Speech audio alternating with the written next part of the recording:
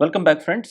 सबसे पहले तो आई एम वेरी सॉरी कि ये वीडियो का Q&A सेशन जो है ये इतना डिले से आ रहा है। I was hopping in the beginning कि हर हफ्ते हो, लेकिन ये हर हफ्ते नहीं हो पा रहा है और अब तो ये हर महीने में एक एपिसोड बड़ी मुश्किल से आ रही है। उसका रीज़न ये है कि मैं खुद बहुत ज़्यादा बिजी था और वीडियोस अलग चल रही होती हैं और डे जॉब अलग चल रही होती है, तो इसके अंदर इसका टाइम निकालना मुश्किल हो रहा है। लेकिन रेस्ट अश्योर्ड, आपकी सारी ईमेल्स मैं पढ़ता हूँ और उसके बाद मैं ट्राई करता हूँ कि वन बाय वन जब भी टाइम मिले मैं उसको शामिल कर लूँ इसके अंदर Q&A के अंदर। तो फॉर श्योर ईमेल ज़रूर लिखिए एंड अगर मुझे प्रायोरिटी लगेगी तो मैं उसकी ईमेल सब उस बंदे की ईमेल पहले पढ़ लूँगा, लेकिन इन एनी केस ईमेल ज़रूर मैं कोशिश करूँगा कि इंक्लूड करूँ। सबसे पहले अगर आप न्यू हैं इस चैनल के ऊपर, तो ये Q&A सेशन का एक फॉर्मेट है जिसके अंदर आप लोग अपने क्यूरीज भेजते हैं related to personal finance mostly, और मैं उसके ऊपर ट्राई करता हूँ कि अपना कमेंट कर सकूँ। जो भी मैं बात करता हूँ इसको एज अ वीडियो कंटेंट लें, और क्योंकि मुझे जितने भी ईमेल्स आती हैं उसके अंदर कंप्लीट सिनेरियोज हर दफ़ा नहीं पता होते, तो मैं उसी सिनेरियो जितना मुझे पता होता है मैं उसके हिसाब से उस पर कमेंट कर देता हूँ, लेकिन इसको कोई भी फाइनेंशियल एडवाइस के तौर पे ना लें। बाकी है कि प्लीज़ चैनल को सब्सक्राइब कर दें, सपोर्ट की बहुत ज़रूरत है, और लाइक भी कर दें इस वीडियो को। हम स्ट्रेट अवे फर्स्ट क्वेश्चन की तरफ चलते हैं। Let's get into it. So पहला क्वेश्चन है, let's me read it out. Dear Wali भाई, first of all, many thanks for your efforts regarding educating us in financial management. I watched your video by chance last month and I watched all your videos till now. Thank you very much. Below, I will try to provide as much detail as possible so you can guide me better in finance management. I'm not taking the name here. I'm 45 years old, living in Lahore on rent with my wife and two kids. 15 years, kids age is 15 years और 9th class के अंदर है। उनकी fees बताई उन्होंने 7,000 per month. 11 years old जो कि okay unfortunately autistic हैं, और जो उनका दूसरा बेटा है वो ऑटिस्टिक है, and he goes to therapy in his school for the fees of 25,000 per month. I work in a private company as a software engineer and my salary is 140,000 per month, and monthly expenses is around 90 to 100,000. I started investing in regular savings certificate in 2014 and now I have 2 million in regular savings certificate where monthly profit is around 18,000. I withdraw profit after 1 to 2 years and either purchase new certificates or utilize them for necessary expenses. I have almost I have almost 4.5 Marla portion and a shop in my name from an inheritance, and also have purchased a 4.5 Marla plot in 2018. I'm planning to cover the open area of my house and give it on rent. Later plan to construct the upper portion. I'm investing shop rent of 5,000 in a committee, and which now I have started investing in iSave Alhambra Daily Dividend Fund on monthly basis from this month. Another plan is to invest in a plot or a house on installment in Lahore, as I have been here for 15 years but haven't been able to purchase my own house or plot due to fear of installment frauds. Okay. I also have premium price bond of 40,000 worth 480k and other bonds worth 90k. I also have 30,000 as emergency cash, but in the current account. So please advise me if I can utilize in schemes where I can withdraw it on urgent basis, or as you advise in your video, I should get a credit card, as my colleague has Alphala credit card which has limit of 75,000, but it's tricky where they accept it. I don't know. I am mostly concerned for the university education of my elder son and future stable income for my autistic son. I seriously need stable income stream as job conditions are not good these days. I have tried to provide as much detail as possible. Still, if there is anything left, you can further ask me for the details. Please let me know. I will be happy to share. Thank you. Okay, so I have read this email, and unfortunately, I'm very sorry to hear about your son. I know autism. मैंने खुद बहुत सारे इस तरह की मेरी family के अंदर, स्पेशली अब्रॉड कनाडा वगैरह में मैंने देखे हैं। पाकिस्तान के अंदर इस चीज़ का अवेयरनेस नहीं है ऑटिज़म की। आई बिलीव सो, क्योंकि उसको दूसरी तरह से ले लेते हैं लोग, लेकिन इट्स कंसर्निंग थिंग। थेरेपीज़ उस तरह की नहीं है, और जो हैं वो एक्सपेंसिव हैं। ज़ाहिर सी बात है, स्टेट आपको उस तरह से हेल्प नहीं करती है। That's quite unfortunate. आप अपने ओन पर हैं, इसीलिए पाकिस्तान के अंदर ये एक प्रॉब्लम है कि जो भी करना है भाई आपको खुद करना है। You are on your own. आपकी स्टेट आपके लिए अगर आपको सिक्योरिटी प्रोवाइड कर देना है तो यही बड़ी बात है, वरना इस तरह की चीज़ें तो आप देख लें कि क्या सिचुएशन है। अब इन इन साहब का जो केस है उसमें ये है कि basically he is working as a software engineer, और 140,000 उनकी सैलरी है, और उनके 2 बेटे हैं और 1 wife, and he is living on rent, I think he told me. Yes, he is living on rent, और बच्चों की फ़ीस बताई है 7,000, और ऑटिस्टिक जो उनका बेटा है वो उसकी थेरेपी की जो फ़ीस है 25,000 मंथली है। See it's expensive, it's not cheap. कोई इस तरह की थेरेपी आपको करवानी पड़े ना, तो इट्स नॉट चीप। तो इसके लिए यू हैव टू, अल्लाह ना करे, but again as I said, state आपको हेल्प नहीं करती इस तरह की चीज़ों में, तो आपको खुद ही अपने हिसाब से करना पड़ेगा। अच्छा, इसमें कुछ चीज़ें हैं जो मैंने देखी थी, नोट की थी। वो सबसे पहले तो उन्होंने कहा कि इमरजेंसी फंड, इनके पास 3 लाख रुपए है, वो कहाँ रख सकते हैं? तो इमरजेंसी फंड ऑफ कोर्स आप बैंक में करंट अकाउंट में तो ना रखें उसको, आप एटलीस्ट उसको सेविंग अकाउंट में रखें, या कुछ नहीं तो उसको भी आप 1 लाख रुपए रख लें अपने पास, और बाकी के जो है ना अगेन इन्वेस्ट कर दें नेशनल सेविंग्स के अंदर, क्योंकि नेशनल सेविंग में आपको पता है कि redemption within a week maximum हो जाती है। तो इट्स सेफ बेट टू आप वहाँ पर अगर इमरजेंसी फंड को पार्क कर दें। बाकी है कि 1 लाख रुपए अपने पास सेविंग अकाउंट के अंदर रखें, डेफिनेटली वो इमरजेंसी फंड आपके पास होना चाहिए। दूसरा ये कि जहाँ तक कि क्रेडिट कार्ड की बात है, तो क्रेडिट कार्ड आप ले लें। मैं उसको जो खुद यूज़ करता हूँ, लेकिन अगेन वो थोड़ा-सा रिस्पॉन्सिबिलिटी का काम होता है क्रेडिट कार्ड को यूज़ करना। अगर आप उसके अंदर इर्रेस्पॉन्सिबल हो जाते हैं क्रेडिट कार्ड को, तो वो उल्टा लेने के देने पड़ जाते हैं क्रेडिट कार्ड के अंदर। तो क्रेडिट कार्ड को मैं इमरजेंसी फंड के लिए यूज़ करता हूँ, खुद यूज़ करता हूँ, लेकिन मुझे पता है कि कैसे यूज़ करना है, तो इसलिए मैं उस तरह यूज़ करता हूँ। और पाकिस्तान के अंदर एक प्रॉब्लम ये है कि क्रेडिट कार्ड आप जहाँ भी यूज़ करने जाते हैं, आपको कहीं फ़ीस पड़ जाती है, लेट्स से 2.5% की, तो अ, वो किसी भी तरह से वायबल ऑप्शन नहीं है, अगर आपको कहीं फ़ीस पड़ रही है। अगर फ़ीस नहीं पड़ रही है, तो फिर आप ठीक है उसको यूज़ कर सकते हैं एज़ एन इमरजेंसी फंड, लेकिन वो उसकी यूटिलाइज़ेशन अभी भी उस उतनी वाइड स्प्रेड नहीं है क्रेडिट कार्ड की, तो फिर भी आपको एक हद तक आपको पता है कि क्रेडिट कार्ड कवर करेगा। उस हद से ज़्यादा नहीं कर सकता। लेट्स से यूटिलिटी बिल आपके पे हो सकते हैं, लेट्स से आप मंथली ग्रोसरी कर सकते हैं। इस तरह की चीज़ें आप कर सकते हैं अपने, अगर इमरजेंसी फंड आपको आपके पास एक्सेसिबल फ़ौरन नहीं होता है, तो आप उसके लिए यूज़ कर सकते हैं। बाकी ये है कि आपकी, मैंने जो प्रोफ़ाइल देखी उसके अंदर मुझे ये नज़र आ रहा है कि आपने आज तक कोई स्टॉक मार्केट के अंदर इन्वेस्टमेंट नहीं की है। जो आपने एमसीबी का आईसेफ भी यूज़ किया है, उसमें इन्वेस्टमेंट की है, वो भी डेली डिविडेंड फंड है, और वो भी एक मनी मार्केट फंड है। एज़ सच वो भी कोई म्यूचुअल फंड नहीं है जो इक्विटी से रिलेट करता हो। इतना ट अगर आपने 2014 से भी स्टार्ट किया होता, तो कुछ ना कुछ आपको फ़ायदा हो चुका होता। 14 में अच्छा टाइम था, आप उसमें 14 से लेके 17-18 तक अच्छा टाइम था। ऑल्दो कि उसके बाद से उतना म्यूचुअल फंड ने भी रिटर्न नहीं दिया, बट इट्स फाइन। आपने थोड़ा बहुत तो फिर भी कम से कम जो नॉर्मल जो जो उसके वो होते हैं, हमारे इंस्ट्रूमेंट्स होते हैं, वो आपने यूज़ किए हैं।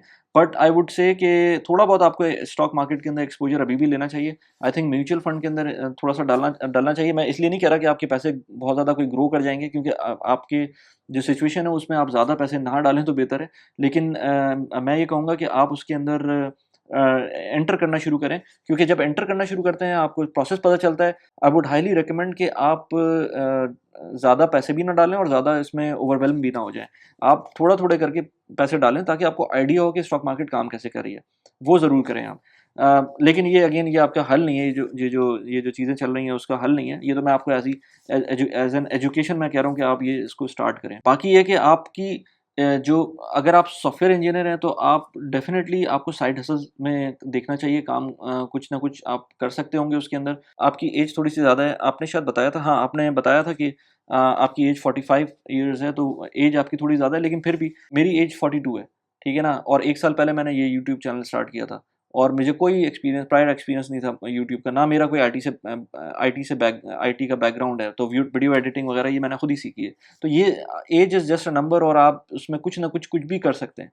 तो पॉइंट ये है कि मैं पहले भी बोल चुका हूँ कि जो इन्वेस्टिंग है ना, ये इन्वेस्टिंग होती है सिर्फ़ आपकी लॉन्ग टर्म ग्रोथ के लिए।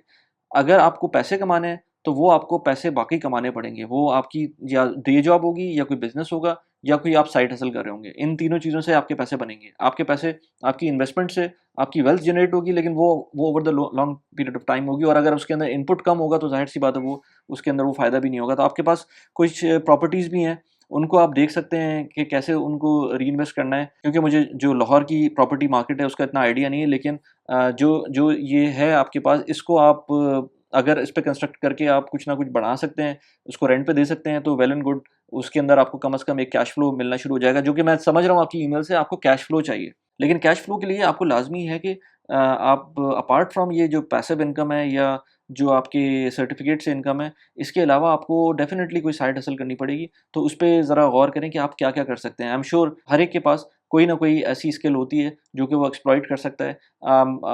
इवन दो कि मैं ये नहीं कहता कि आप सिर्फ़ आईटी के अंदर ही काम करें, आप इसके अंदर अपना कोई प्रॉपर्टी का काम भी कर सकते हैं। आप अपना बीइंग प्रॉपर्टी एजेंट कोई काम कर सकते हैं। तो आपको कुछ ना कुछ हाथ-पैर मारने पड़ेंगे, लेकिन आई नो कि जो सिचुएशन है जिसके अंदर आपकी फैमिली सिचुएशन है, उसके अंदर हो सकता है आपको उस तरह का पीस ऑफ माइंड ना मिल रहा हो, तो उसके अंदर आपको लेकिन अगेन स्ट्रॉन्ग होना पड़ेगा। अच्छा, आपने मुझे ये नहीं बताया कि ऑटिज़्म का जो स्पेक्ट्रम है आपके बेटे का वो कितना है? अगर तो वो लेट्स से थेरेपीज़ जो जो हो रही हैं उसके थ्रू वो रिकवर हो रहा है और इम्प्रूवमेंट है, तो फिर आपको परेशान होने की ज़्यादा ज़रूरत नहीं है। वो प्रॉब्ली किसी न किसी टाइम के ऊपर सोसाइटी का पार्ट बन जाएगा। लेकिन अगर वो वाक़ई उसमें सीवियर किस्म के ऑटिस्टिक जो सिम्पटम्स हैं, तो फिर आपको डेफ़िनेटली कुछ ना कुछ उसमें सोचना पड़ेगा। एज़ वी से इट्स नेवर टू लेट, तो इट्स नेवर टू लेट, आपको कोई ना कोई साइड हसल करनी चाहिए। उसमें स्टार्ट करें कुछ ना कुछ करना, उसमें डेफ़िनेटली आपको कोई ना कोई रास्ता मिल जाएगा। नेक्स्ट क्वेश्चन पे चलते हैं। नेक्स्ट क्वेश्चन है, सलाम अली भाई, I have recently started following your YouTube channel and do like your content. Would you care to guide what's the best way to make a realistic 5 to 10% return on stock market each month? Each month? Okay, I do have my strategies in place, but would like to have your expert opinion. So I am not missing out any better way. I'm also exploring mutual funds and would consider investing in them very soon. So this is it. The email is this. इस पे मैं थोड़ी सी बात कर दूं. इसमें भाई ये है कि 5 to 10% return is like even if you talk about 5% return, तो I mean 60% return in a year. Which is possible, ऐसी बात नहीं है कि पॉसिबल नहीं है, क्योंकि मैंने अभी एक वीडियो बनाई है जो कि पता नहीं इससे पहले आई होगी या बाद में आई होगी। मैंने 85% एनुअल रिटर्न बनाया है एक स्टॉक के through. Annual return, annualised return बोलूँगा मैं उसको, over the period of 3 months उसके अंदर मैंने एनुअलाइज 85% रिटर्न बनाया है। वो कैसे बनाया है, किस पे बनाया है, उसकी वीडियो एक अलग आएगी। आई डोंट नो, अगर आ गई होगी तो मैं लिंक लगा दूंगा, नहीं आई है तो फिर बाद में आपको नज़र आ जाएगी वो। ऐसा हो सकता है, लेकिन ऐसा हर दफ़ा नहीं हो सकता। वो कभी-कभी हो सकता है, अगर सेफ खेलने के ऊपर भी आपको कभी-कभी इस तरह की चीज़ मिल जाती है, लेकिन गारंटीड 5 टू 10% रिटर्न ऐसा नहीं हो सकता। ये बहुत मुश्किल काम है। ये मैं 5 टू 10% स्टॉक मार्केट के अंदर each month, I won't recommend as well कि आप इस तरह सोचें भी, क्योंकि ये बड़ी ख़तरनाक सोच हो जाती है कि अगर आप इस तरह की टारगेट रख के चलेंगे ना, तो आपको एक दफ़ा में शायद आपको 1 महीने मिल जाए 10% रिटर्न, दूसरे महीने मिल जाए, तीसरे महीने वो जो 20% रिटर्न हो चुका था आपका, वो एकदम से 40% माइनस में भी जा सकता है। तो इसलिए ये बड़ा खतरनाक गेम है, इसको ना खेलें। और स्पेशली आप लेवरेज पे तो बिल्कुल भी ना जाएँ। मुझे लग रहा है आप लेवरेज की बात कर रहे हैं, लेवरेज पे बिल्कुल भी ना जाएँ। और जो स्ट्रैटेजीज़ भी आपको पता है, कितना भी आप तोप काम कर लें ना, आप बड़े से बड़े बंदे को भी बीट नहीं कर सकते। बड़े से बड़ा बंदा जो इन्वेस्टर है, स्टॉक मार्केट के अंदर ट्रेडर है, जो काम कर रहा है, वो भी इस चीज़ को गारंटी नहीं कर सकता है। तो इसलिए इस चीज़ के अंदर कोई गारंटी नहीं है। और आप साथ में म्यूचुअल फंड की बात भी कर रहे हैं, तो अगर आप स्टॉक के अंदर इतने पैसे बना रहे हैं, तो आपको म्यूचुअल फंड की बात भी नहीं करनी चाहिए, क्योंकि म्यूचुअल फंड के अंदर तो इतना रिटर्न वैसे भी नहीं मिलता है। तो इसलिए ये ईमेल पढ़ने का मकसद यही था कि दूसरे लोगों को भी बता सकूँ कि ये जो चीज़ होती है ना 5 टू 10% मंथली, ये कोई नहीं प्रोवाइड करता। बल्कि मैंने इस पे एक वीडियो भी बनाई थी कि किस तरह से आपकी जो आपको जो जो पोंज़ी स्कीम्स हैं वो कैसे पता चलती हैं। उसके अंदर सबसे बड़ा बैरोमीटर ये होता है कि वो आपको रिटर्न्स कितना दे रही हैं। अगर कोई returns out of the box, let's say Pakistan के अंदर कोई आपको बोले ना कि लेट्स से हम 18% 20% आपको रिटर्न देंगे guaranteed over the period of 1 year, तो वो उससे भाग जाएँ दूर। वो बिल्कुल, क्योंकि आप हो सकता है 25-30% खुद कमा सकते हो। कमा सकते हो, बहुत सारे लोग कमाते भी होंगे। लेकिन कोई गारंटी क्या कि बोले कि आपको 18 से 20% रिटर्न दे सकते हैं हम, आप हमारे साथ इन्वेस्ट करें, तो वो चीज़ सही नहीं है। तो उस चीज़ को मेक श्योर करें, उस चीज़ से भागें दूर। इस पे मैंने वीडियो बनाई हुई है, आई थिंक इससे पहले आएगी, इसके बाद आएगी। अगेन मुझे नहीं पता होता इन वीडियोज़ को मैं किस तरह से आगे पीछे कर रहा होता हूँ, लेकिन वो वीडियो डेफ़िनेटली आएगी। उसमें मैंने ज़िक्र किया कि किस तरह से अपनी आप जो कैलकुलेशन है वो करें कि इन पोंज़ी स्कीम से दूर रहें। तो सॉरी बॉस, ये 5 टू 10% मंथली का मैं कुछ नहीं कर सकता, नहीं हो सकता इस तरह से। सो नेक्स्ट क्वेश्चन है, my name is, I won't take the name, and I am working in a bank in the UAE. I'm following your YouTube channel regarding the personal finance these days. I just watched your video on procrastination. I'm a resident of UAE and I'm also a victim of this. I have some saving, and as you said, it is kind of placing the funds in current account. I don't know. Okay, I'm only getting just 50 to 60 to 80 dirhams after 3 months for the investment of 240,000 in a bank. Oh man, आप वो गलती कर रहे हैं जो मैंने की थी। और मैं समझ रहा था कि मुझे पता नहीं कितने पैसे मिल रहे हैं 2009 में, जब मुझे इतना ज़्यादा आइडिया नहीं था। मेरे पास पैसे होते थे, वो एचएसबीसी के बैंक में पड़े होते थे, और वो सेविंग अकाउंट था, उसमें कोई इसी तरह के पैसे, बल्कि इससे भी कम आ जाते थे। तो मैं कहता था कुछ तो आ रहा है उसके अंदर रखे हुए हैं, लेकिन बाद में मुझे ख्याल आया कि मैं कर क्या रहा था। तो ये तो मैं इसके बारे में बात करता हूँ। इसको तो आप सबसे पहले निकाल के ख़त्म करें ना, ये पैसे कहाँ कैश में रखे हुए हैं आपने इतने सारे। Okay, and I'm living since 2014, and I've been always thinking about any time I lose the job and I have to go back to Pakistan. And with this thinking, I avoided to lock the fund for certain period like national bonds, etc. I will not take much of your time. My questions are as follows. ये जो बात कह रहे हैं ना, exactly इस वजह से मैं investment करता था, और आप इस exactly इस वजह से डरे हुए हैं। तो मैं इस बारे में बात करता हूँ। What okay? Following is the email again. My questions are as follows. What is the best solution for investment to avoid Pakistani rupee depreciation? When we think of investment in Pakistan like RDA, I have RDA, PKR, and especially if any time we have to go back to Pakistan, I have the normal account in Pakistan as well. Are these in any investment solution we can recover depreciation? I don't know. I have very little land but unable to construct the home because nobody is there in Park for this purpose. Do you support Sarva with all the risk? Is the best robo advisor in the UAE, since banks also providing robo advisor solution? Do you support other markets like forex and crypto? What is your opinion about PMAX, and as well considering all the cost and commission? Apologies in advance if you have already answered sub. Okay, so boss, one by one. सबसे पहले तो आपके जो 2,40,000 रुपए, ये जो मैं आगे बातें करूंगा इसके अंदर कहीं भी इसको फिक्स कर दें, चाहे वो सरवा हो, चाहे वो नया पाकिस्तान सर्टिफिकेट हो, चाहे आपका म्यूचुअल फंड का कोई अकाउंट खोलना हो, चाहे आप पाकिस्तान की स्टॉक मार्केट के अंदर इन्वेस्ट कर दें, चाहे आप वो यूएई की स्टॉक मार्केट में, लेट से यूएई की स्टॉक मार्केट तो नहीं, मैं कहूँगा इमार के स्टॉक्स के अंदर अगर आपको इन्वेस्ट करना है तो वहाँ कर दें। ये 5-6 ऑप्शन आपके पास हैं। ये 2.5 लाख दिरहम, ये 2,40,000 दिरहम आपके रहने नहीं चाहिए आपके हाथ में, क्योंकि और ज़्यादा से ज़्यादा इमरजेंसी फंड होगा इसमें आपका, लेट से 5-6 हज़ार दिरहम। इसके अलावा बाकी सारे इन्वेस्ट करने हैं आपको, क्योंकि ये तो बेसिकली रस्ट खा रहे हैं यहाँ पर पैसे पड़े हुए। 2014 से आप रह रहे हैं, आपने ये बोला कि आप इस वजह से इन्वेस्ट नहीं कर रहे हैं, तो भाई साहब मैं इस वजह से इन्वेस्ट करता था क्योंकि मुझे ये लगता था कि मेरी जॉब अगले महीने का पता नहीं, क्योंकि जिस ज़माने में हम लोग काम कर रहे थे, अब तो अल्लाह का शुक्र है, लेकिन उस ज़माने में इस तरह की बातें होती थी कि यार कुछ नहीं पता, अगले महीने जॉब चली जाएगी, 2 महीने बाद का नहीं पता, 3 महीने बाद का नहीं पता। तो मैं उन पैसों को सेव करके, मेरा जो टारगेट था, मैंने पहले की वीडियो में बात की हुई है कि मुझे अपना घर बनाना था, वो मैंने as soon as possible achieve करना था। वो अगर मैं अचीव नहीं करता और उसके बगैर पाकिस्तान वापस चला जाता, तो मेरे लिए जो मेरा टारगेट था वो पूरा नहीं हो पाता, और वो बात सही नहीं होती। तो वो सबसे पहले मुझे करना था। अब आपके पास घर, आप कह रहे हैं कि पाकिस्तान में कोई नहीं है तो उसकी वजह से बन नहीं सकता, वो बात समझ में आती है। लेकिन ऑप्शंस फिर भी पाकिस्तान के अंदर प्रॉपर्टीज़ के हैं कि आप प्लॉट ले सकते हैं, कोई इस तरह का काम कर सकते हैं अगर प्लॉट लेना है आपको, और इवेंचुअली अगर पाकिस्तान वापस जाना है, तो फिर आप डेफ़िनेटली प्रॉपर्टी को एक दफ़ा सोचना है, एक प्रॉपर्टी तो होनी चाहिए ना अगर आपको पाकिस्तान वापस जाना है। अच्छा, इसके अलावा ये कि जैसे मैंने कहा सरवा के अंदर आप कर सकते हैं, बिल्कुल कर सकते हैं। अच्छा, उसको कंपेयर करें दूसरे बैंक्स के साथ, तो मैंने ऑनेस्टली स्पीकिंग अभी तक उसको कंपेयर नहीं किया, लेकिन उसको कंपेयर कर सकते हैं।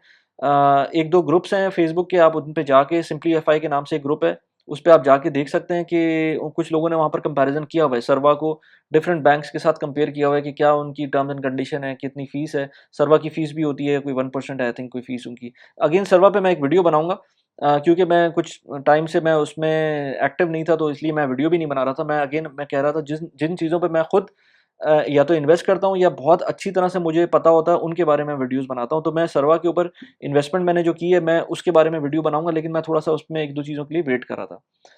सर्वा को कंपेयर करें दूसरे बैंक्स के साथ, तो वो मैंने अभी तक किया नहीं है।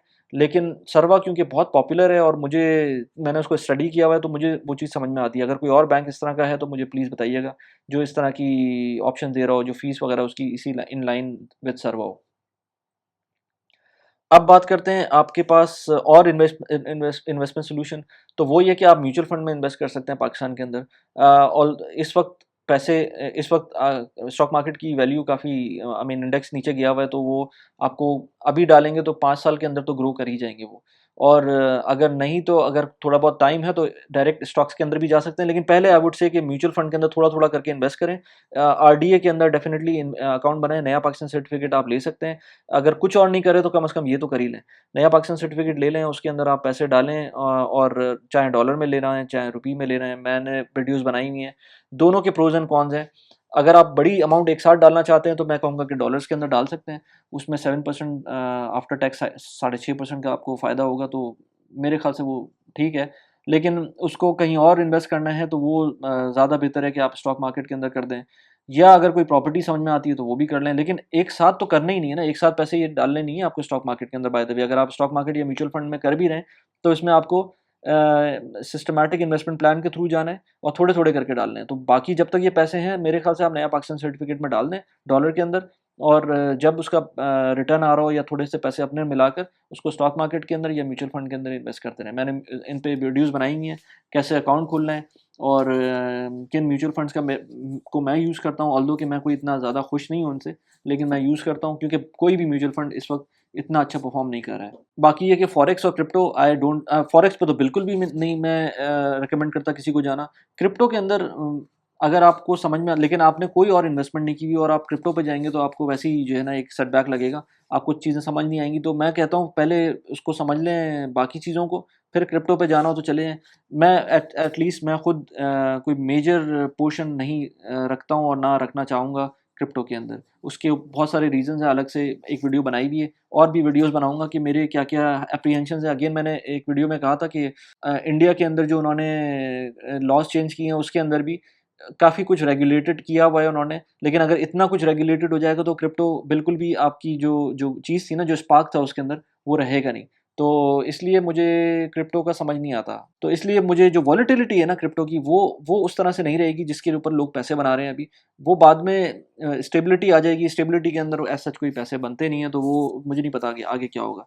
इसलिए मैं क्रिप्टो को एज़ सच कोई सीरियस नहीं लेता हूँ अपने लिए। पीमैक्स की बात की आपने, तो वो मैंने इतना ज़्यादा स्टडी नहीं किया हुआ। मर्केंटाइल एक्सचेंज, तो उसकी कॉस्ट कमीशन वगैरह के बारे में मुझे नहीं पता। लोगों से सुना मैंने बहुत है, लेकिन मुझे उसके बारे में पता नहीं है। तो वो जब अगर उसके बारे में स्टडी करते हैं तो फिर मैं अलग से उसकी वीडियो भी बनाऊँगा। तो आपको होपफुली समझ में आ गया होगा कि आप अपने अपार्ट फ्रॉम इमरजेंसी फंड ये 2,40,000 दिरहम कहीं न कहीं आप लगा दें। नेक्स्ट वीडियो पे चलते हैं। सो नेक्स्ट क्वेश्चन है ओमान से। Oman is a nice country, I have been there. और अगेन मैं बता रहा था उसमें न्यूज़लेटर मैंने लिखा था किस तरह से मैंने उसकी ट्रिप प्लान की थी और किस तरह से मैंने उसके अंदर कितना खर्चा आया था, वो सारा मैंने उस न्यूज़लेटर में लिखा था, आप उसको जाके देखिएगा। So what he is saying is अस्सलाम वालेकुम, hope you are doing well, I am very inspired by you, your work is very much appreciable, माशाल्लाह your newsletter is very informative as well, thanks for reading it, thanks for subscribing it as well. I'm working in Oman. I have 4 kids, aged 7 to 5, 3. I have 4 kids, 7, 5, 3, and 2 respectively. 2 kids are studying in school. My parents are also living with me. My portfolio is below. Two plots, 125 square yards and 200 square yards near Bahria Town, Karachi. Near Bahria Town, Karachi. Okay, and other properties in Hyderabad. I have invested in stocks in 2017, around 7 lakh, but no benefit, and now worth 5,24,000, something like that. And that time invested without research and didn't care about it. Then I have invested in Mizan mutual fund, 3,25,000. Same issue, due to no proper knowledge. I invested in different funds. I'm not satisfied with the mutual fund profit. I need your expert opinion and guidance to learn and manage portfolio of mutual fund and stocks. I have two Pak Qatar Takaful policies. Nearly yearly I pay for I don't know, it doesn't mention how much you pay. Now I have the plan to invest in Naya Pakistan certificate. I also working on creating emergency and kids education fund. I can save 2.5 lakh monthly. Please guide me for further financial advice, investment and comprehensive plan for saving and returns. So basically he's from Oman और 4 बच्चे हैं इनके, और he's suffering from the same thing जो कि बहुत सारे लोग इस वक्त प्रॉब्लम में हैं जिन्होंने 2017 से इन्वेस्टमेंट स्टार्ट की है। वो एक चीज़ होती है ना स्टॉक मार्केट के अंदर, अगर आपने, सब लोगों को वार्निंग दी जाती है, अगर आपने आज तक लॉस नहीं देखा है ना तो कॉशियस रहें। लॉस एक दफ़ा देखना बहुत ज़रूरी है स्टॉक मार्केट के अंदर। जब तक आप स्टॉक मार्केट के अंदर लॉस नहीं देखेंगे, आपको पता ही नहीं होगा कि ये चीज़ है क्या। क्योंकि आप जब तक सब कुछ ऊपर जा रहा होता है ना, तो बंदा इतना कॉन्फिडेंट होता है कि आपकी सोच होगी।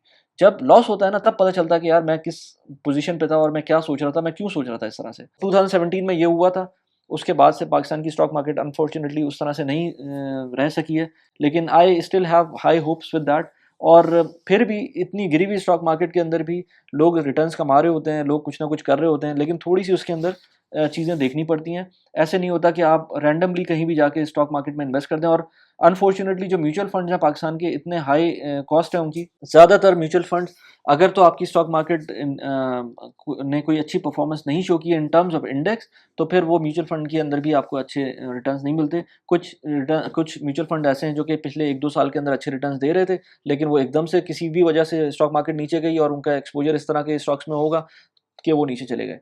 तो और उसके बाद वो रिकवर नहीं हो पा रहे। तो ये स्टॉक मार्केट के ऊपर काफ़ी ज़्यादा डिपेंडेंट होते हैं म्यूचुअल फंड्स। तो मैं उनको ब्लेम भी नहीं करता, लेकिन वो भी सेफ चल रहे होते हैं, तो वो इसलिए इतने अच्छे रिटर्न नहीं देते। लेकिन इवेंचुअली एक टाइम आता है कि वो कुछ ना कुछ आपका बन जाता है, अगर लॉन्ग टर्म होराइजन पे देखें। तो मैं अगेन आपको बोलूँगा कि आप आई अंडरस्टैंड कि आप जो कह रहे हैं कि आपके पैसे कम हो गए उसमें, तो आपने अगर डिविडेंड पेइंग स्टॉक्स के अंदर पैसे, मैं हमेशा कहता हूँ नए बंदे को डिविडेंड पेइंग स्टॉक्स के अंदर इन्वेस्टमेंट करे, ताकि उसमें वॉलेटिलिटी भी कम होगी शुरू में, और उसके बाद उसको जो रिटर्न होगा वो भी कहीं न कहीं से कुछ ना कुछ तो मिल रहा होगा ना। अगर लेट्स से स्टॉक की प्राइस 80 रुपए से 100 रुपए पे हुई और फिर 100 रुपए से लेट्स से 60 रुपए पे हो गई, लेकिन वो अपना डिविडेंड जो पे कर रहा है वो तो पे कर रहा होगा ना। अगर डिविडेंड अच्छी कंपनी है, कंपनी अच्छी होनी चाहिए। अगर कंपनी अच्छी है तो वो डिविडेंड पे कर रही होगी और वो आपको कॉन्स्टेंटली कुछ ना कुछ कैश फ्लो दे रही होगी, तो आपका एंटायरली नुकसान नहीं होगा, कहीं न कहीं से आपको पैसे मिल ही रहे होंगे। बाकी ये है कि म्यूचुअल फंड के अंदर ऑफ कोर्स इसके अंदर ये एक मसला है जो कि प्रॉब्लम है। अब 2.5 लाख रुपए आप जो कह रहे हैं मंथली, मुझे नहीं पता कि आपका ऑलरेडी घर मौजूद है कि नहीं है, आपका प्रॉब्ली आपने प्रॉपर्टीज़ तो बताई हैं। आप 2.5 लाख रुपए के अंदर ऑफ कोर्स मंथली के अंदर कोई प्रॉपर्टी तो ले नहीं सकते। उसके लिए एक बड़ी अमाउंट चाहिए होती है, या फिर बुकिंग करा सकते हैं। बुकिंग में रिकमेंड, आई डोंट नो कि आपका क्या इंटेंशन है पाकिस्तान के अंदर प्रॉपर्टी लेनी है, नहीं लेनी है। लेकिन इस तरह की चीज़ें होती हैं कि आपको लाख रुपए, 1 डेढ़ लाख रुपए महीने के ऊपर आपको एक कोई ऐसी प्रॉपर्टी मिल सकती है जो कि आप इवेंचुअली 5 साल बाद आपको मिलेगी, और वो आप उसमें उसको रेंट कर सकते हैं, उसमें रह सकते हैं, उसको आप बेच सकते हैं, व्हाटएवर यू लाइक। अभी आपके बच्चे छोटे हैं, आपके पास स्कूलिंग का खर्चा नहीं है, and I can tell you with my experience, जैसे-जैसे एक-एक क्लास बढ़ती है, ये खर्चे कम नहीं होते, ये पैसे बढ़ ही रहे होते हैं। हमें लगता है ना जब छोटे बच्चे होते हैं तो उनके जो पैम्पर्स के खर्चे होते हैं वो हमें ज़्यादा लग रहे होते हैं। ये तो कुछ भी नहीं है। जब आपके बच्चे स्कूल जाएँगे ना, और उसके बाद हर क्लास के बाद जो उसकी फ़ीस इंक्रीमेंट होगी, फिर वो उसके बाद फर्दर यूनिवर्सिटी के बारे में मैंने एक वीडियो बनाई थी, आप उसको जाके देख सकते हैं, यूनिवर्सिटी एजुकेशन किस तरह से कितनी इम्पोर्टेंट है, और किस तरह से उसको प्लान कर सकते हैं। किस और ख़ास तौर पे एक्सपर्ट्स के लिए। तो वो हर स्टेज पे एक्सपेंसेस बढ़ते ही जाते हैं। तो इसके अंदर जो आप कर रहे हैं, आप अपनी तरफ से सही कर रहे थे, लेकिन अनफॉर्च्युनेटली आपने हिम्मत हारी है थोड़ी-सी। मैं ये कहता हूँ कि स्टॉक मार्केट के अंदर अगर आप इन्वेस्ट कर रहे हैं, तो पहली बात तो ये है कि आप अच्छे स्टॉक्स में इन्वेस्ट करें, और कॉन्स्टेंटली करते रहें, हर महीने करते रहें। ये ना हो कि आप एक दफ़ा करके या लंप सम करके भूल जाएँ उसको। इसी तरह म्यूचुअल फंड के अंदर भी हर महीने करते रहें। ये जो 2.5 लाख रुपए हैं, इसको आप नया पाकिस्तान सर्टिफिकेट में बिल्कुल डालें। मैं कहता हूँ कि आप इसके अंदर जो लंप सम पैसे हैं, वो हमेशा इसी तरह की इन्वेस्टमेंट करनी चाहिए, और उसके बाद उससे जो रिटर्न आ रहा हो, उससे आप अपनी इन्वेस्टमेंट करें into let's say mutual funds या स्टॉक मार्केट। हल्के-हल्के करके अपना पोर्टफोलियो बढ़ाएँ। 2.5 लाख रुपए अच्छी अमाउंट है मंथली। आप इसमें, मैं कहूँगा कि लेट्स से मैं कहता हूँ कि इसको 25,000 रुपए एक म्यूचुअल फंड के अंदर डाल दें। 25,000 रुपए के स्टॉक्स ले लिया करें हर महीने, और जो 2 लाख रुपए है उसको नया पाकिस्तान सर्टिफिकेट में डाल दें। ये साइकिल आप 6 महीने चलाएँ, और 6 महीने तक आप इसको इसी तरह करते रहें। उस वक़्त तक आपका नया पाकिस्तान सर्टिफिकेट जब हर महीने आप डाल रहे होंगे ना, तो फिर आपको रिटर्न्स देना शुरू हो जाएगा हर महीने। वो जो रिटर्न्स आए नया पाकिस्तान सर्टिफिकेट के, उसको आप स्टॉक्स के अंदर इन्वेस्ट करना शुरू कर दें।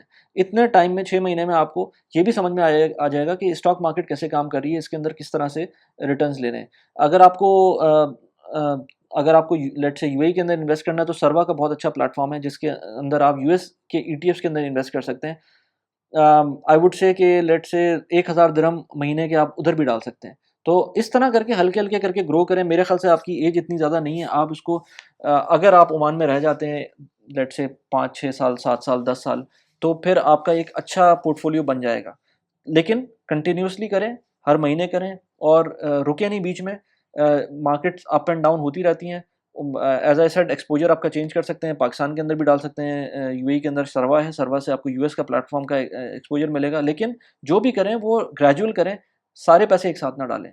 नेक्स्ट क्वेश्चन पे चलता है। सो नेक्स्ट क्वेश्चन है, डियर वली भाई, it is good to be getting in touch with you personally. I have been subscribe to your channel since couple of months, working in a multinational as a finance guy for more than 10 years now. I am 31 years old from Pakistan, living in Saudi. I have taken loan of 1 crore rupees. I have invested 60 lakhs in DHA property, remaining 4 million rupees. I like to invest in stock. Advice: I am confused whether to invest 4 million in mutual fund or ETFs. I am looking for a big risk, big return approach. I am not going to withdraw 4 million from stock for 5 years to or 10 years. मैं रख के भूल जाऊंगा. So in short it is going to be a long term investment. I am not sure whether to invest in mutual funds और ETFs. I will be grateful if you can please give me your feedback. Big fan. Please keep building your army. Thanks a lot. Thank you very much. Thanks for the kind words. Now what I understand from your question कि आपके पास ये 40 लाख रुपए मौजूद हैं जो आपको invest करने हैं. अब इन्वेस्ट करने के लिए और हाई रिस्क हाई रिटर्न की बात कर रहे हैं आप, तो हाई रिस्क हाई रिटर्न के लिए अगेन मैं सब लोगों को बोल रहा हूँ कि यार एक साथ पैसे डालना सही नहीं है. अगर आपको सेफ इन्वेस्टमेंट करनी है, स्टॉक मार्केट के अंदर भी सेफ इन्वेस्टमेंट होती है. आप कुछ ऐसे डिविडेंड पेइंग स्टॉक्स हैं, लेट्स से रीट है, डॉलमेन सिटी रीट है, उसका स्टॉक आप ले सकते हैं. 12-13 रुपए का स्टॉक है, वो आपको अच्छे रिटर्न देता है, 12% के रिटर्न देता है, लेकिन अगेन वो हाई रिस्क हाई रिटर्न नहीं है. हाई रिस्क हाई रिटर्न को मैं आपको रिकमेंड भी नहीं करूँगा एज सच. मैं ये कहूँगा कि आप स्लोली एंड ग्रेजुअली अपना पोर्टफोलियो बिल्टअप करें. ये जो 40 लाख रुपए हैं, इसको over the period of 1 year आप इन्वेस्ट करें स्टॉक मार्केट के अंदर. आपको शुरू के 3 महीने ज़्यादा पैसे नहीं डालने, उसमें आप सीखें पहले. बहुत सारे फोरम्स हैं, उसमें आपको जाना पड़ेगा. और अगर आप खुद इन्वेस्टमेंट नहीं कर सकते स्टॉक मार्केट के अंदर, नहीं टाइम दे सकते, तो फिर आप ETFs लें, म्यूचुअल फंड लें, उसके अंदर आप इन्वेस्ट कर सकते हैं, डिफरेंट म्यूचुअल फंड के अंदर, ETFs के अंदर. लेकिन पाकिस्तान के अंदर तकरीबन 12-13 ETFs हो गए अब. आई थिंक 12 या 10-12 तो हो ही गए. तो इतने ETFs हो गए, लेकिन उसके अंदर आपको हाई रिस्क हाई रिटर्न उसमें भी नहीं मिलेगा. कुछ 12-13% का कोई शायद रिटर्न मिल जाए आपको. हाई रिस्क हाई रिटर्न तो आपको डायरेक्ट स्टॉक्स के अंदर ही मिलेगा, जो कि मैं अगेन शुरू के टाइम में आपको रिकमेंड नहीं करता. मैं रिकमेंड करता हूँ आपको कि आप सरवा के अंदर, बाय द वे सऊदीया में रहते हुए आप सरवा में अगेन इन्वेस्ट कर सकते हैं. US का अच्छा एक्सपोजर मिल सकता है. वो थोड़ा सा हाई रिस्क हाई रिटर्न होता है, क्योंकि उसके अंदर आपको जो हाईएस्ट रिस्क वाली जो जो अपॉर्चुनिटी होती है, उसमें आप जब इन्वेस्ट करेंगे ना, तो आपको उसमें उसमें आपको जो है थोड़ा सा अच्छा रिटर्न मिलेगा. क्योंकि अभी मैं देख रहा था कुछ लोग रो रहे थे जब रिसेंटली US की स्टॉक मार्केट नीचे गई थी. उसमें मेरे कुछ दोस्त हैं जिन्होंने सरवा में इन्वेस्ट किया था, तो उनकी इन्वेस्टमेंट थर्ड से नीचे चली गई थी. तो लेकिन जब वो ऊपर जाती है तब अच्छी होती है, अच्छी तरह से ऊपर जाती है. तो उसमें कुछ पोर्टफोलियो, उनके जो पोर्टफोलियोज हैं इस तरह बनाए हुए उन्होंने कि वो इमर्जिंग मार्केट्स को भी केटर करते हैं, वो US मार्केट को भी केटर करते हैं. तो वो मल्टीपल उनके एक पोर्टफोलियो बना हुआ होता है. तो उसके अंदर आप जब इन्वेस्ट करते हैं, तो बेसिकली आप हर चीज़ में थोड़ा थोड़ा करके इन्वेस्ट कर रहे होते हैं. तो थोड़े से पैसे आप उसमें डाल सकते हैं, थोड़े से पैसे आप म्यूचुअल फंड्स के अंदर डाल सकते हैं, थोड़े से पैसे ETFs के अंदर डाल सकते हैं. वो स्टॉक मार्केट का अकाउंट खोलने के बाद आपको ETFs मिलते हैं, क्योंकि ETFs आपको स्टॉक मार्केट से ही मिलते हैं. लेकिन म्यूचुअल फंड्स और ETFs के अंदर हाई रिस्क हाई रिटर्न नहीं है. स्टॉक मार्केट के अंदर हाई रिस्क हाई रिटर्न है. तो अगर आपको वो करना है तो उसमें जा सकते हैं, लेकिन मैं फिर भी रिकमेंड नहीं करता कि आपको भले वो 5-10 साल के लिए निकालने हो पैसे, ना निकालने हो, फिर भी आप शुरू के कम से कम 3-4 महीने स्टॉक मार्केट को देखें. म्यूचुअल फंड के अंदर आपको इतने हाई रिस्क या हाई रिटर्न नहीं मिलेगा. पाकिस्तान के अंदर रिस्क ही दे रहे हैं आजकल म्यूचुअल फंड, क्योंकि स्टॉक मार्केट उस तरह से नहीं काम कर रही है. मैं कहूँगा कि आप अगेन मैंने और लोगों को भी कहा है कि mutual funds, ETFs, stock market directly, and then सरवा, इन 3 के अंदर आप अपनी पैसे को डिस्ट्रीब्यूट करें. अगर आपको थोड़ा सा कंजर्वेटिव रहना है, तो थोड़े से पैसे नया पाकिस्तान सर्टिफिकेट के अंदर डाल दें. जो आप अपना इंटरेस्ट रेट होगा आपका, जो सऊदी से लोन लिया हुआ है आपने, वो थोड़ा सा ऑफसेट भी हो जाएगा. अगर नया पाकिस्तान सर्टिफिकेट से आपको अच्छे पैसे मिलेंगे, आपको वहाँ से 11% के करीब पाकिस्तानी रुपये के अंदर मिल जाएगा, तो आपको थोड़ा सा ऑफसेट भी हो जाएगा. आपने ये नहीं बताया कि आपकी ये जो लोन है, ये आपने नहीं बताया कि कितने टाइम का रह गया है.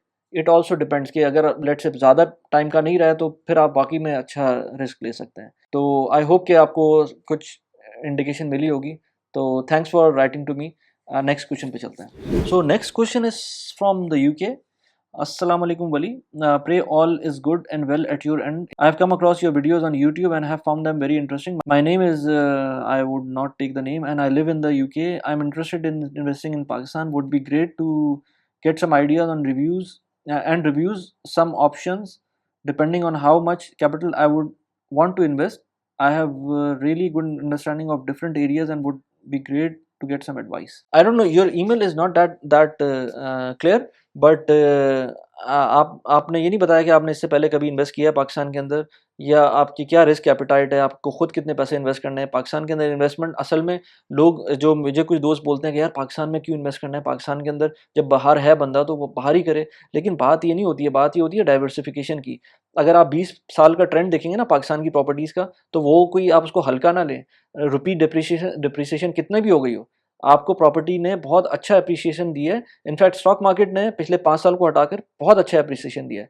तो और अगले, मुझे तो लग रहा है कि स्टॉक मार्केट ऊपर जाएगी, और अगर कोई सेंसिबली उसके अंदर इन्वेस्ट करे तो आई वोंट से कि पाकिस्तान की स्टॉक मार्केट यूएस को बीट कर सकती है, लेकिन इतना बुरा रिटर्न भी नहीं होता है। तो लेकिन थोड़ा-सा उसमें सेंसिबली काम करना चाहिए। तो इसलिए लोग इन्वेस्ट करने को प्रेफ़र करते हैं पाकिस्तान के अंदर। डाइवर्सिफ़िकेशन भी होती है। अगर किसी ने लेट्स से यूके में इन्वेस्ट कर दिया ऑलरेडी, या यूएस के अंदर वो रहता है, तो सारी चीज़ें इन्वेस्ट कर दी हैं, जितना कर सकता था उसने कर दिया है। अब उसको अपॉर्च्युनिटीज़ बंदा देखता है। इमर्जिंग मार्केट्स को इसीलिए तो बाहर की कंपनीज़ भी देख रही होती हैं कि कहाँ पर हम इन्वेस्टमेंट कर सकते हैं। तो इसीलिए एक्सपर्ट्स भी देख रहे होते हैं बैक होम पाकिस्तान रिटर्न्स के लिए भी, और अपना कुछ टाई अप रखने के लिए भी, कि वो अपना एक लिंक रहे कंट्री के साथ।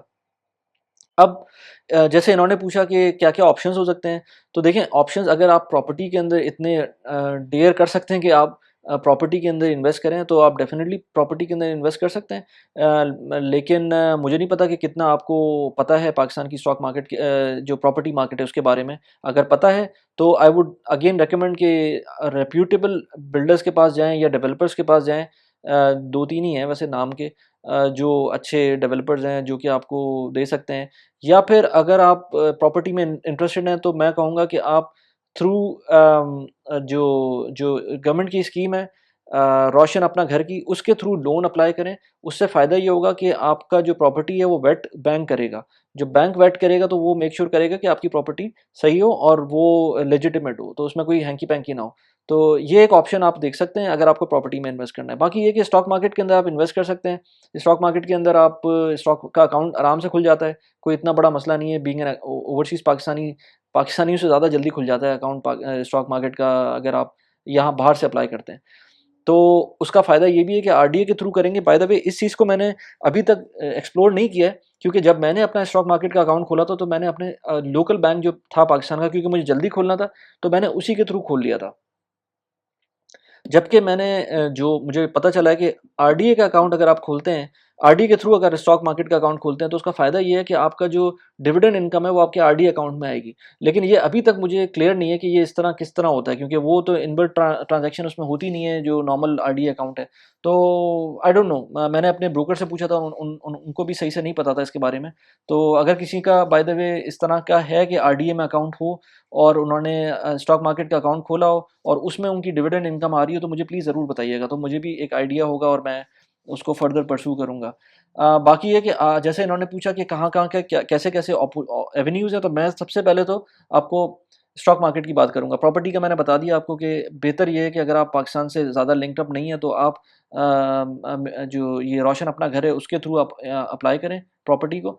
जो आपका ये है, जो इसके अंदर स्टॉक्स का है, स्टॉक्स के अंदर आप इन्वेस्टमेंट म्यूचुअल फंड के अंदर भी कर सकते हैं। मैं कहूँगा डायरेक्ट स्टॉक के अंदर करें। अगेन 2-3 महीने आप उसके अंदर इन्वेस्ट करके देखें, चीज़ों को एक्सप्लोर करें, उनके सॉफ्टवेयर को समझें, और उसके बाद फिर डिसीजन लें, और बड़ी इन्वेस्टमेंट फ़ौरन ना करें, हल्के-हल्के करके एसआईपी करें, और उसके अंदर 3, 4, 5 महीने, 6 महीने में जब आप चीज़ें समझ जाएँ, तो उसके बाद आप अगर आप कर सकते हैं तो बड़ी इन्वेस्टमेंट करें। लेकिन मैं कहूँगा कि हल्के-हल्के करके उसको कंटिन्यू करें। इसी तरह म्यूचुअल फंड के अंदर भी इन्वेस्ट कर सकते हैं। I don't know about your risk appetite और कितना आप रिटर्न चाहते हैं, लेकिन उसके हिसाब से आप म्यूचुअल फंड, ईटीएफ्स या ये स्टॉक मार्केट के अंदर इन्वेस्ट कर सकते हैं। ये क्वेश्चन एंड आंसर्स की एक और सीरीज़ है, ये इसको ज़रूर देखिएगा अगर आपने पहले नहीं देखी हुई है। और ये वीडियो मैंने बनाई थी फॉर म्यूचुअल फंड्स, जो मैंने रिसेंटली एक कंपैरिज़न किया था। इस वीडियो में जाके देखिए। कैसी लगी वीडियो प्लीज़ मुझे बताइएगा। Thanks for watching the video. Bye bye.